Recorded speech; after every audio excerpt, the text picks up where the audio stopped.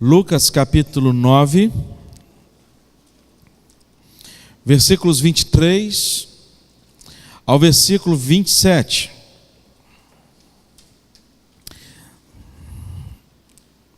A gente está falando tanto hoje de manhã como agora à noite. Hoje pela manhã, o reverendo Everaldo lançou um projeto, que é um projeto que eu tenho certeza que vai abençoar muito a Igreja Presbiteriana das Américas, todos nós, que é a trilha do discipulado. Então lançamos hoje esta trilha, e este texto ele fala sobre discipulado.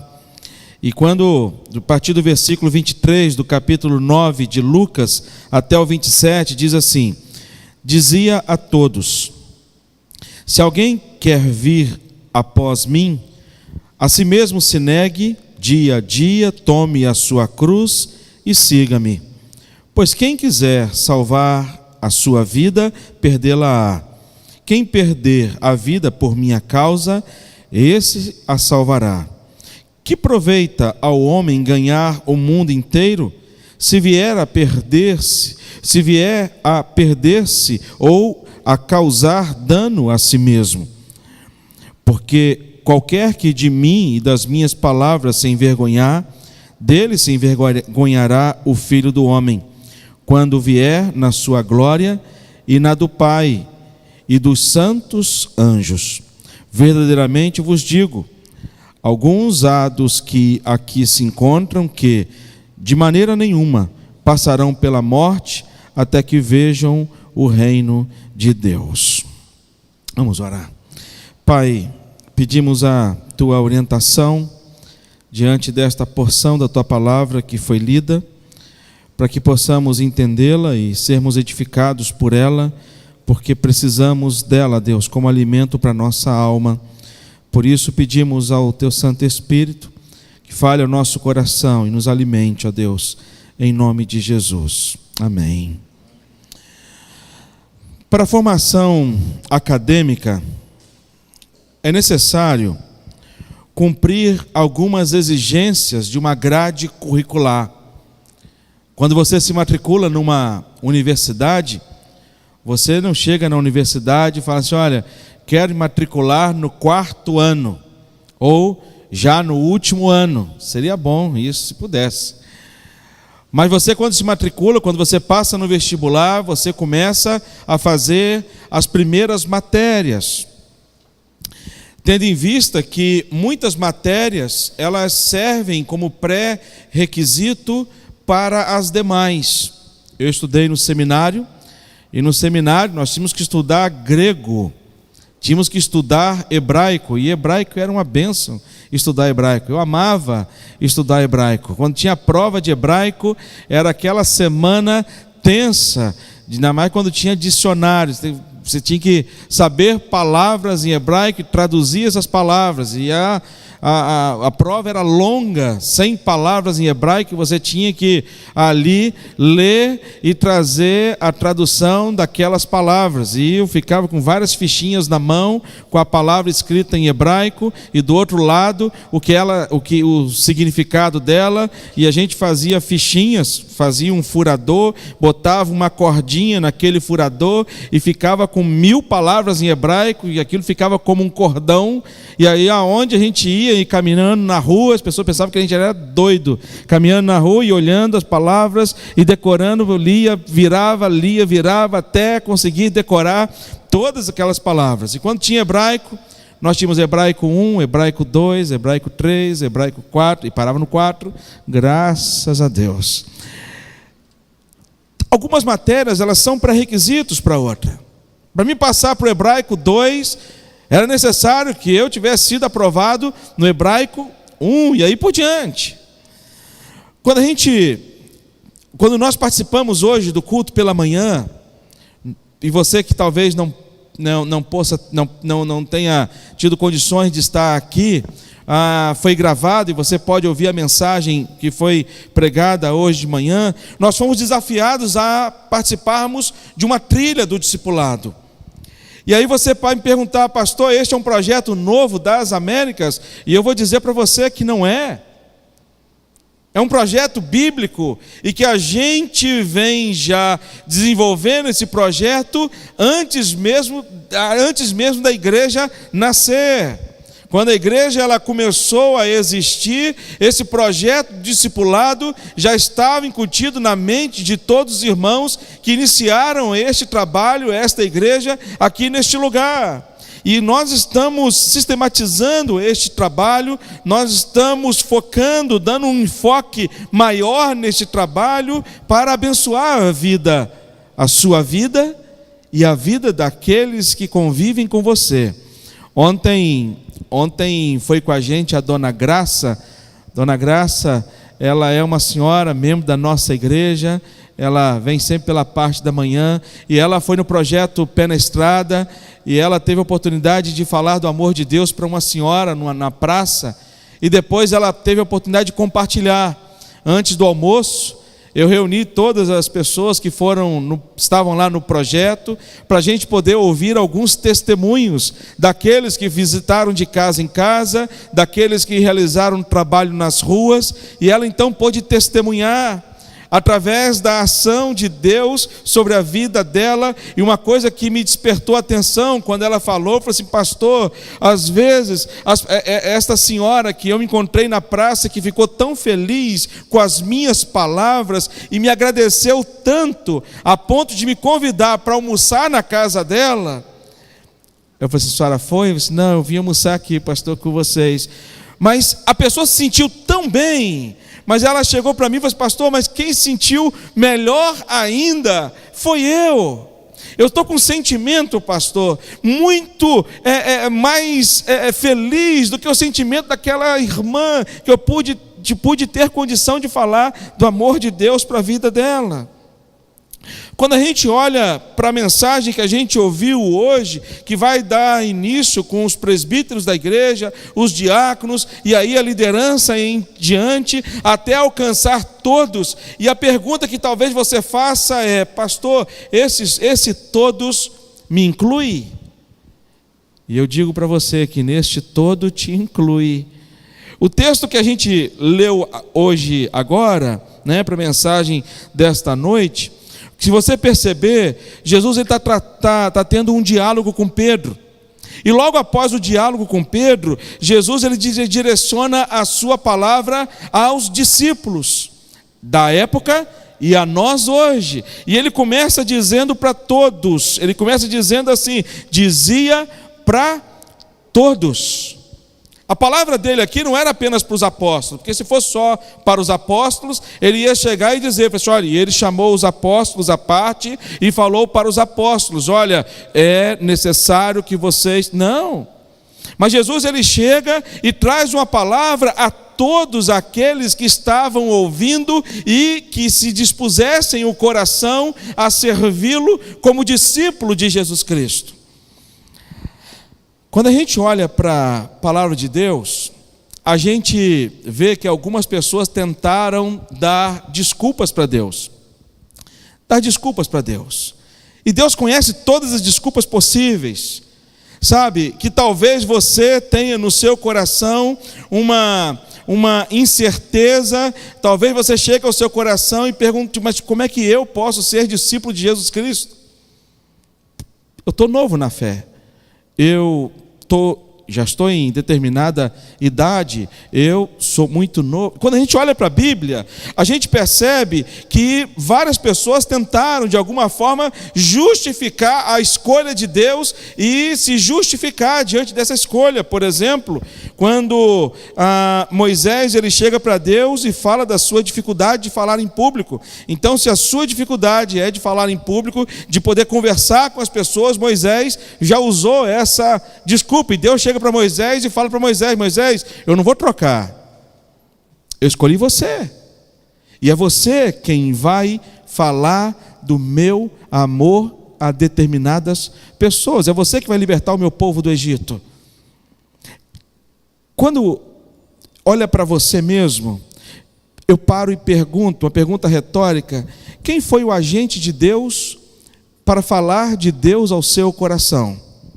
Possivelmente Tenha tido uma pessoa, quer seja da sua família, quer seja fora da sua família. E a outra pergunta que não pode calar depois desta é: a quem Deus te chamou para poder ser agente dele para a salvação de novas vidas? Aí quando a gente olha para mais algumas desculpas, teve uma pessoa que disse para Deus: Senhor, eu não tenho influência entre as pessoas, sabe? Eu não sou aquele cara descolado, Deus. Eu não tenho influência entre as pessoas. Quando Deus chama Gideão, qual é a resposta de Gideão para Deus? Deus, a minha família é a mais pobre, e antes disso a minha tribo é a menor tribo. Da minha tribo, a minha família é a mais pobre, e da minha casa eu sou o menor. Será que o Senhor não escolheu errado? Quando a gente olha para a história de Davi, Davi era alguém desacreditado.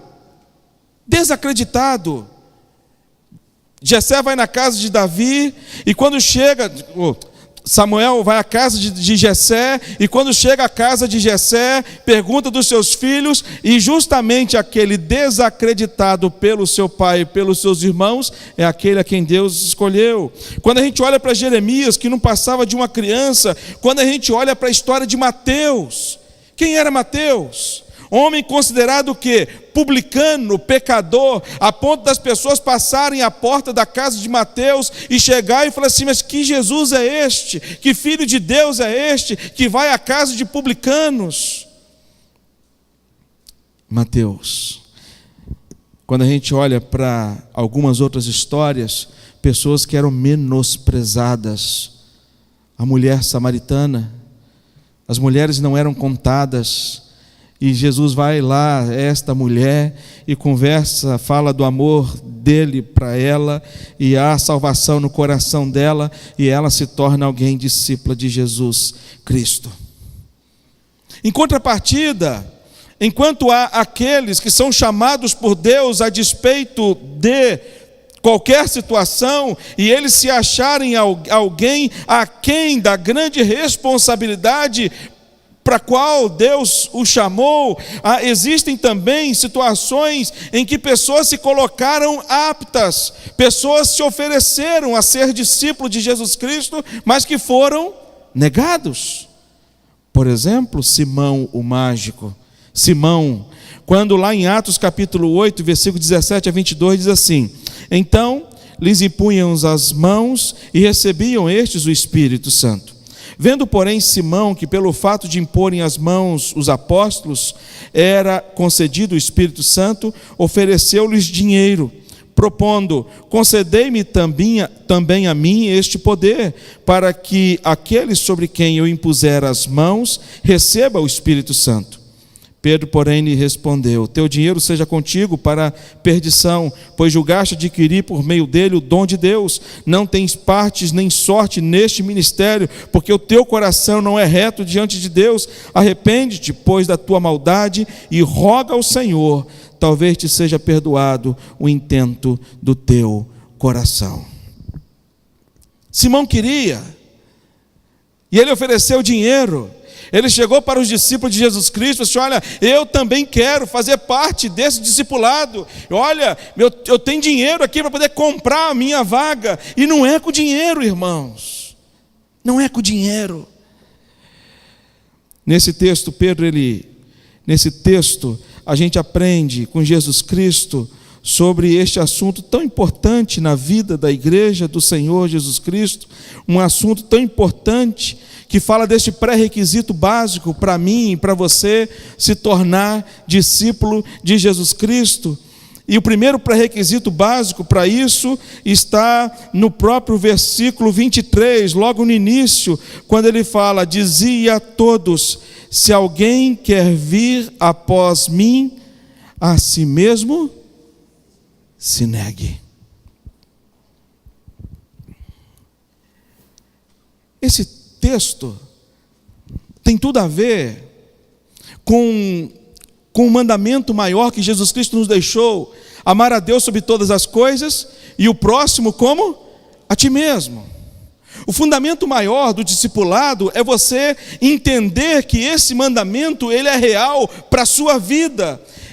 Ao entender a importância do discipulado, você tem que entender e colocar em prática este mandamento. A outra coisa importante é você entender que nós somos discípulos de Jesus Cristo.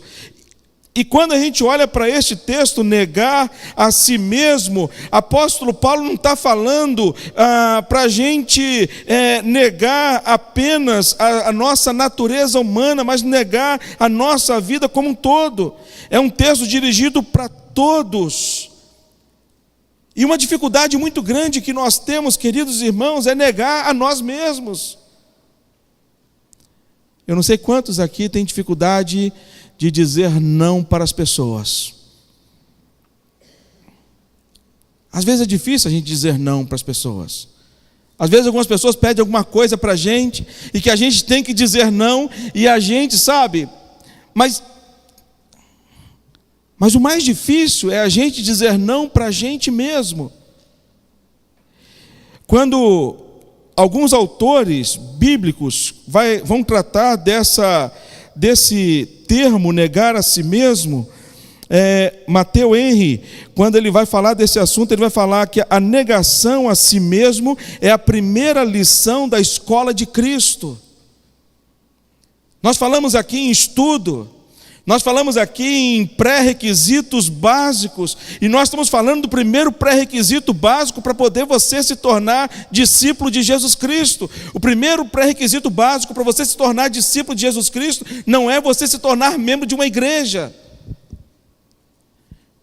não é você ter uma Bíblia, não é você ser familiar de alguma pessoa cristã, mas é você ter a disposição no seu coração de frequentar uma igreja, de participar de uma igreja, de ter uma Bíblia, mas acima de tudo, em primeiro lugar, de negar a si mesmo.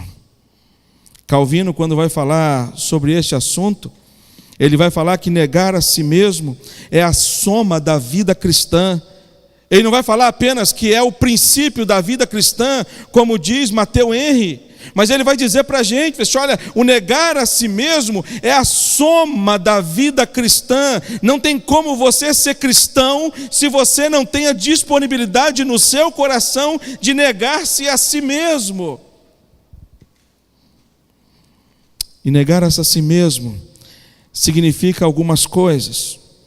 Significa, em primeiro lugar, renunciar a qualquer prática que interfira na minha comunhão com Deus. Significa isso, em primeiro lugar, você renunciar a qualquer prática que interfira na comunhão com Deus. E estas coisas, eu posso classificar estas coisas como as coisas notórias e as não notórias. Por exemplo, quando a gente olha para Zaqueu, Zaqueu foi alguém que foi alcançado pela graça de Deus. Zaqueu, ele tinha uma vida pública. Quando o texto ele fala de Zaqueu, já fala Zaqueu como publicano, como um pecador. E aí as pessoas se admiram de Jesus ter saído da multidão e ter ido à casa de Zaqueu. E lá na casa de Zaqueu há uma transformação de vida. Há um momento na vida de Zaqueu que Zaqueu renuncia tudo aquilo que rompia a sua comunhão com Deus. E ele dispõe o coração, para assim, olha, eu estou disposto a mudar, a ponto de ressarcir 2 ou 3 vezes mais tudo aquilo que foi. Então, há uma mudança clara, algo notório. Mas também, essa mudança dessa prática também não é algo notório, mas talvez algo que só você saiba, que ainda não se tornou público, que ainda não se tornou notório e que está atrapalhando a sua comunhão com Deus, que está atrapalhando a sua comunhão com Deus, porque para muitas pessoas, irmãos, pecado ele tem deixado de ser pecado, pecado ele tem sido pecado a partir do momento quando o outro descobre que é pecado. Mas aqui o texto ele fala de nós renunciarmos qualquer prática que interfira a minha comunhão com Deus. Quando eu olho para um outro exemplo que vai tratar deste ponto onde não é notório, eu trabalho a questão de Nicodemos. Quem era Nicodemos? Um dos principais dos judeus. E o texto fala que Nicodemos era um exímio religioso. O texto não fala que Nicodemos era um pecador, era um publicano, era um coletor de impostos, era um ladrão, era aquilo outro, era um adulto. Não. Mas havia alguma coisa na vida de Nicodemos que só ele sabia, e Jesus sabia, que Jesus chega para ele e fala para ele: Nicodemos, importa que você nasça de novo. E este é o princípio de toda a vida do discipulado, é você entender que você precisa renunciar a qualquer prática que interfira a sua comunhão com Deus. Segunda coisa, negar a si mesmo significa renunciar a qualquer prazer que interfira a sua comunhão com Deus. Qualquer prazer que eu falo carnal. Qualquer prazer que a carne milite contra o espírito.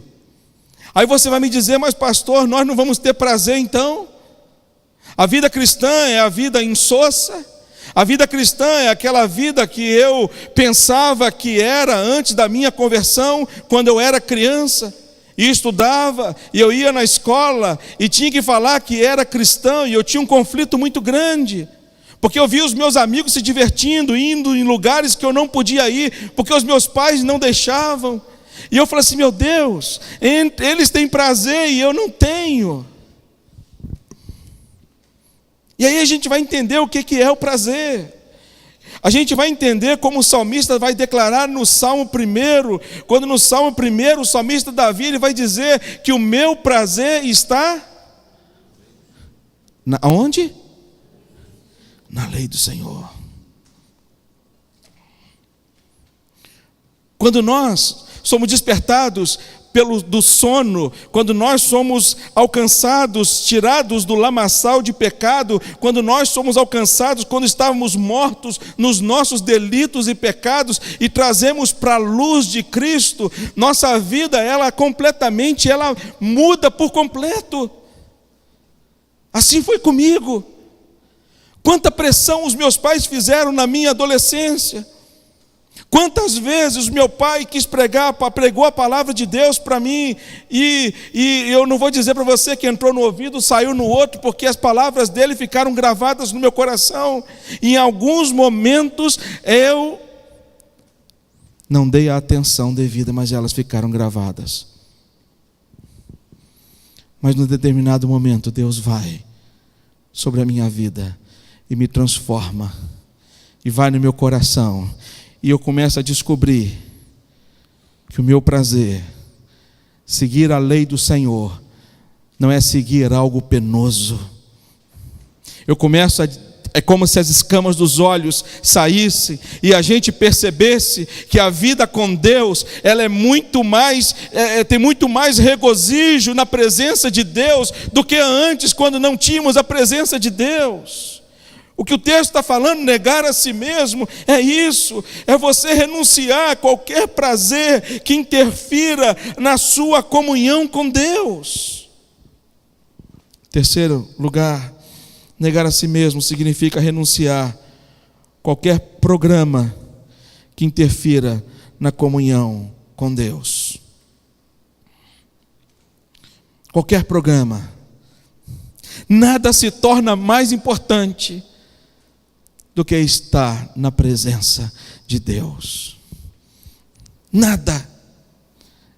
A gente vê tudo isso, irmãos, na vida de Jesus Cristo. Quando Jesus Cristo, ele se esvaziou por completo, ele nega a si mesmo, ele nega a sua glória, ele nega de fato quem ele era, para poder morar entre a gente, para poder nascer de uma mulher, para poder voltar, para poder ser uma criança, para poder ser amamentado, para poder passar por todas as fases da infância, da adolescência, da juventude, para passar pela dor. Ele negou toda a sua glória. Por amor a quem? Por amor a quem? A mim. Por amor a mim.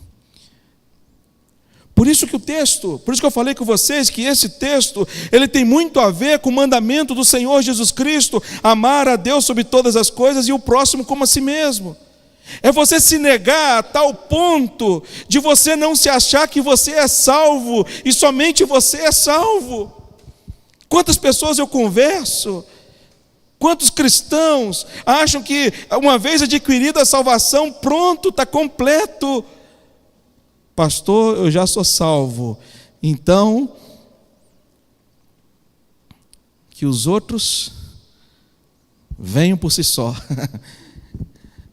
Mas quando a gente olha para Pedro ele vai dizer para a gente: nós somos uma sacerdócio real, nós somos nação santa, nós somos povo de propriedade exclusiva de Deus, a fim de proclamarmos as virtudes daquele que vos chamou das trevas para a sua maravilhosa luz. Jesus, ele negou a si mesmo por amor a quem? Por amor ao outro, por amor a mim e você. E o que Jesus está dizendo para os discípulos? Olha, negue-se a si mesmo. Por amor a quem? A você somente? Não, mas por amor aos outros. Segunda coisa que ele vai falar para a gente é o seguinte: segundo pré-requisito básico é assumir a cruz diariamente. Ele vai continuar dizendo: dia a dia, tome a sua cruz. Aí você vai dizer: mas pastor, peraí, então quer dizer que eu tenho que pegar a cruz de Cristo? Não foi suficiente Cristo ter carregado aquela cruz, porque eu tenho que carregar então essa cruz? Pastor, então essa cruz significa alguém? Eu tenho que carregar, né, meu vizinho a cruz, sabe?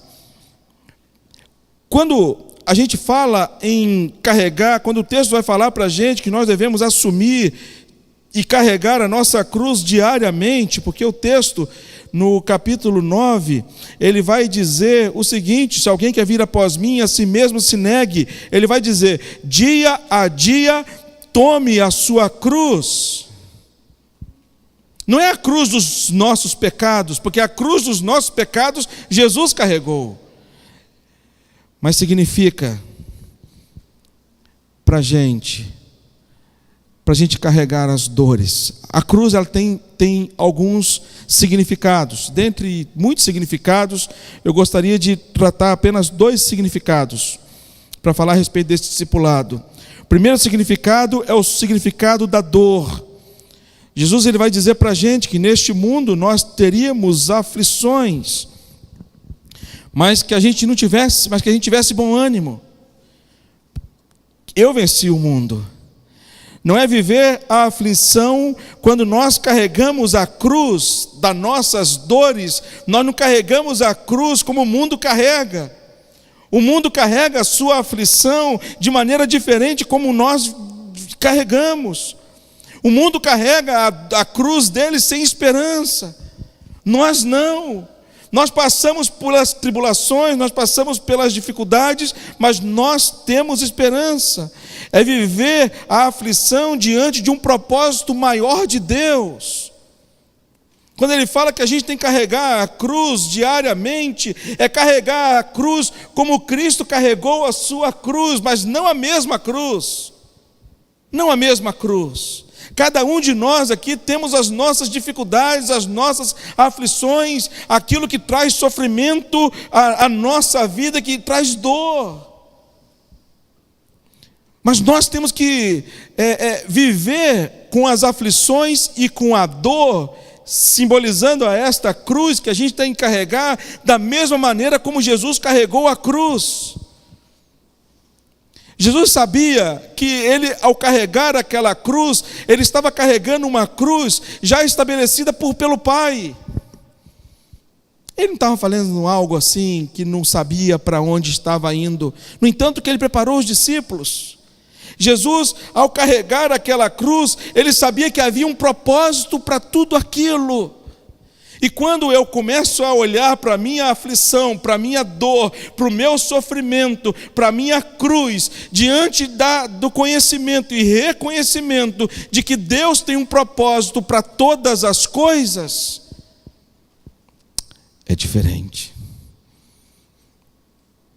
Porque eu sei que o que está acontecendo comigo não está acontecendo para me abater. Viver a aflição diante de uma confiança na soberana vontade de Deus. Mas o segundo significado da cruz é o significado da vitória. E aí que aqui o Jesus Cristo ele vai trazer para os discípulos: olha, vivam, neguem-se a si mesmo e tomem a cruz diariamente, mas que a cruz que vocês carreguem, não carreguem com um significado de derrota, de fim, mas como um significado de vitória. A cruz foi instrumento da maior derrota de Satanás. A cruz foi o maior instrumento de derrota, mas a cruz também foi o maior instrumento de vitória de Cristo e de nós, cristãos. Então, quando você estiver passando pelas suas aflições, não as passe como um derrotado, em nome de Jesus. Mas saiba que através das suas aflições, o nome de Deus será glorificado. E por último, o último conselho que ele vai nos passar, e o último pré-requisito, o terceiro pré-requisito básico para o discipulado, é o convite de Jesus: seja um discípulo. Quando Jesus vai dizer no capítulo 23 ainda, ele vai dizer: tome a sua cruz e siga-me. Quando Jesus fala para os discípulos: siga-me, é muito confortante.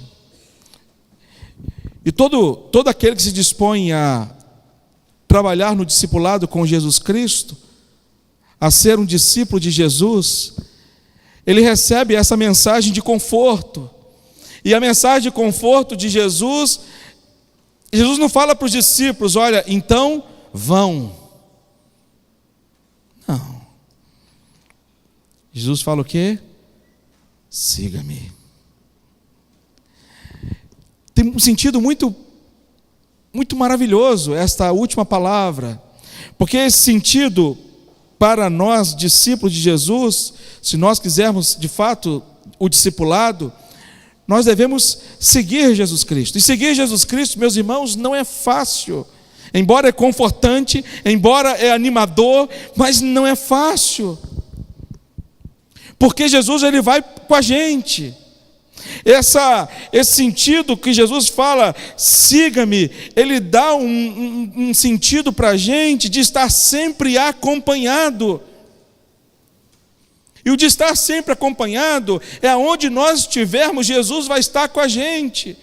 E aí Jesus vai falar para a gente: olha, faça discipulado. Faça discipulado. A começar onde?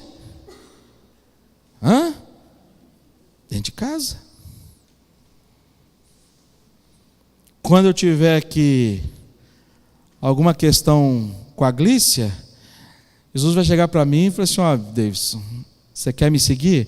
Se você quiser me seguir, vai ter que ser assim, assim, assim. No trato com os meus filhos, Davidson, se você quer ser discípulo, olha, a minha palavra fala isso, isso, isso. E é o meu vizinho, que eu não converso com ele, porque ele cortou grama num sábado, e eu briguei com ele no sábado. Exposição, tá, irmãos? Não é um testemunho.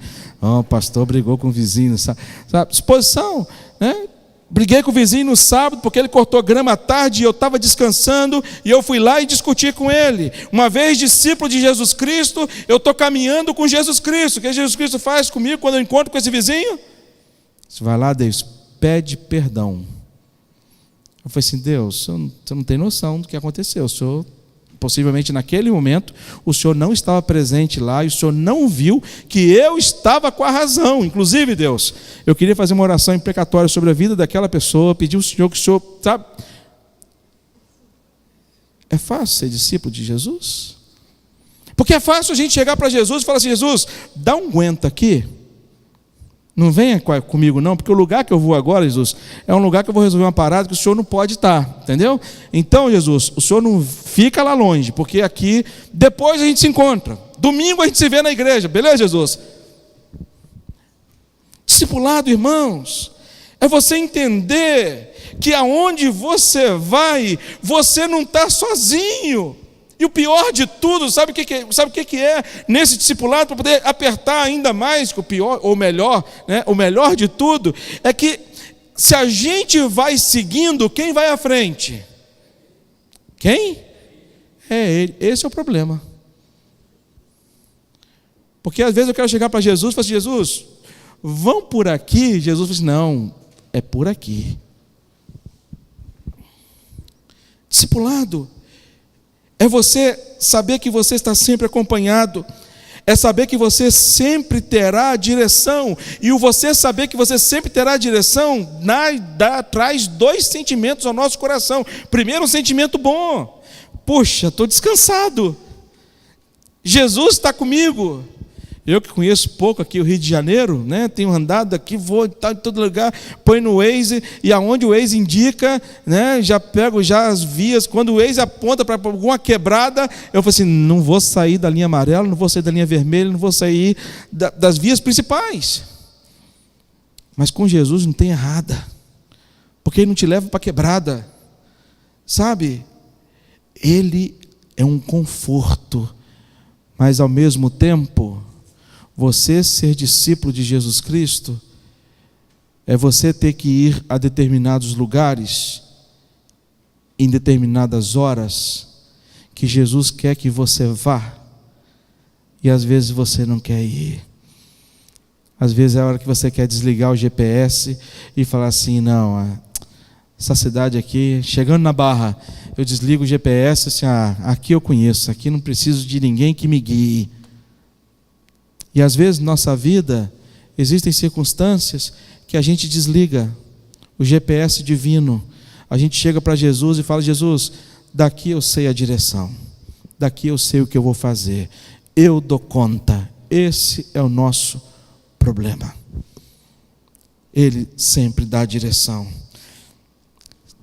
Ouvir de Jesus: siga-me, não é apenas de saber que estamos sempre acompanhados, não é apenas saber que nós temos a direção, mas é saber que nós temos sempre a proteção.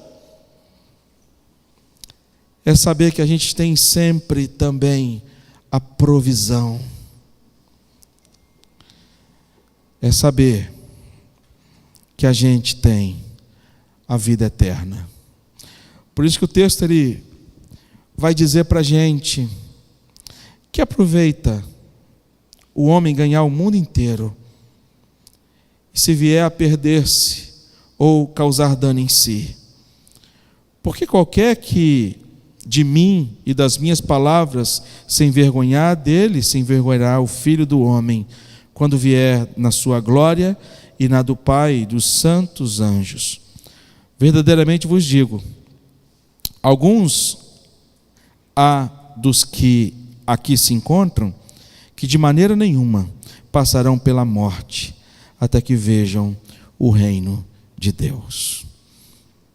Não adianta a gente ganhar o mundo inteiro e a gente perder esses princípios tão elementares da vida cristã.